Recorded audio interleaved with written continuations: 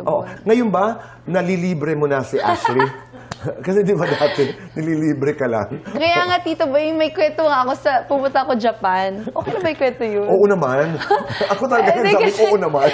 Kwento mo na. Hindi kasi, Tito Boy, first time kong pumunta sa Dior! A first time? Oo. Okay. Ano yan? Pumasok ako sa Dior. Kasi nga, may nasira po akong heels ni Ash na Dior. Okay. So, dala-dala ko yun. Sabi ko talaga sa sarili ko, once magkapera na ako, bibilan ko si Ashley ng Dior. Na sapatos? Oo, na Okay. sapatos. Tapos sabi ko, nung nasa Japan ako, hindi talaga ako nag-shopping kasi hindi ko naman feel yung need ko to shop. Ano, At may kamahalan. Oo, Saan ba to? tsaka- Tokyo? Sa Tokyo. Tsaka Oh. I was working with a brand there. So sabi ko, last day ko ng Tito, sabi ko, ay, mura lang daw dito yung mga ano.